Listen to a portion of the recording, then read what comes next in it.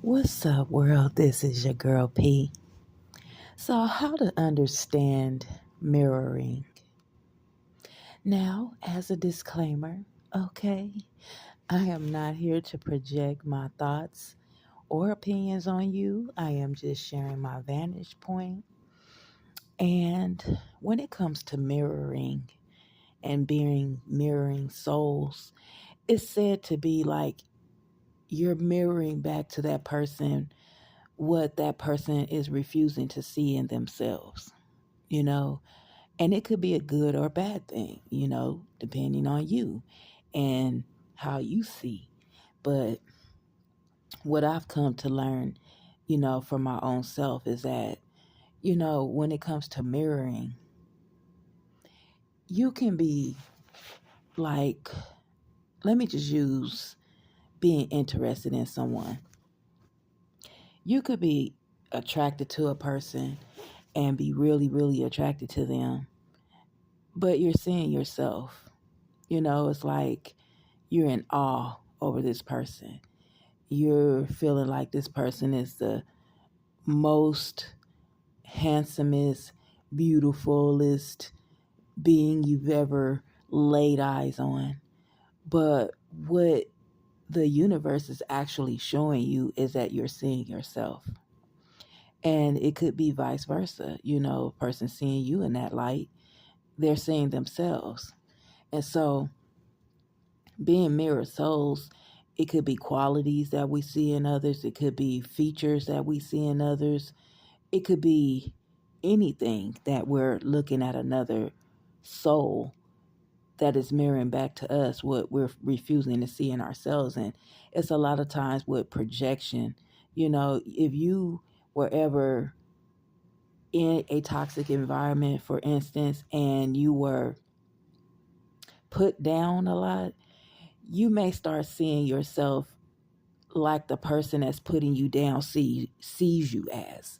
If that person is telling you you're ugly or you're too skinny or you too fat or you're this, you're that, you may start actually seeing yourself because that person is projecting onto you what they're seeing in you, which is actually themselves. So whatever that person is saying about you is that they're seeing their own self. So when a person is rejecting you for whatever reason that they are rejecting you, and you may not know what it is, it's because that person is literally rejecting themselves, you know. And so when we are thinking highly of people and things like that, we're just looking at ourselves because we're mirrored souls. And again, it's like the qualities that you see in others are your own reflection. They're reflecting back to you what you're refusing to see in yourself. And if you're always looking down on yourself because you were always ridiculed and whatnot, that person is showing you what you should be seeing in yourself to let you know, hey, you are beautiful. You are attractive. You are a great person. You are wise. You are intelligent because you're refusing to see that in yourself. And that will be the same thing with bad qualities is that if a person is telling you you are ugly, you are nothing, you are this, you are that, it's because that person is refusing to see that in themselves. And I mean, I know it's not, you know, a good thing to say when you say it in a negative way, but that's why we should always love ourselves because how we treat other people is how we feel about ourselves.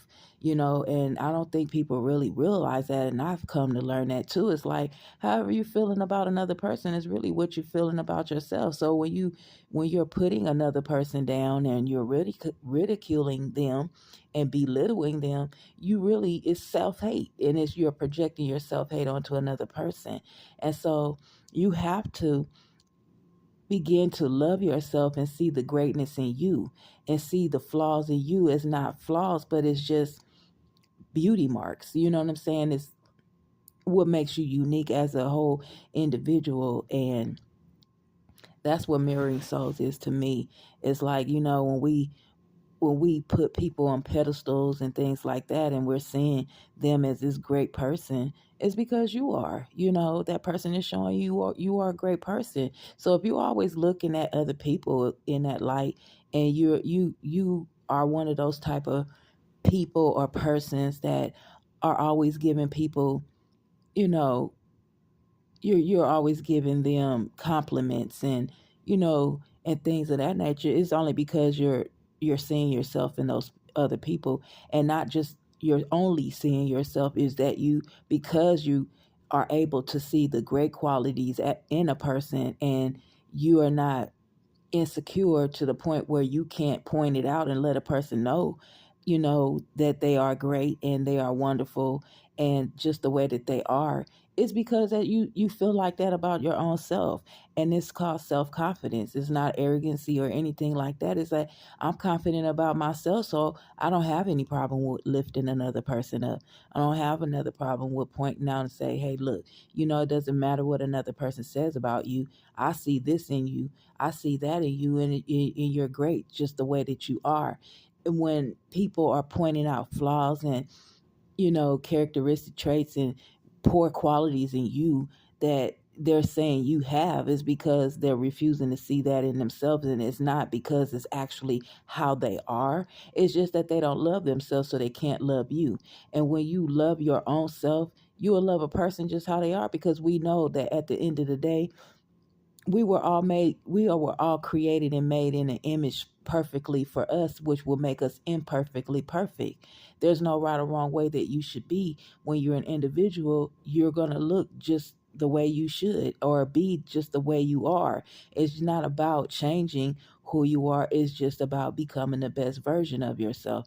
And so, again, that to me is pretty much how mirror souls are. We're here to uplift each other, and show each other love, which is agape love, is an unconditional love, the love that you have within yourself that you reflected onto another person. And when you are loving yourself, you can love another person. So that's just my vantage point. And again, I don't come here to project it on anyone, make anyone feel bad.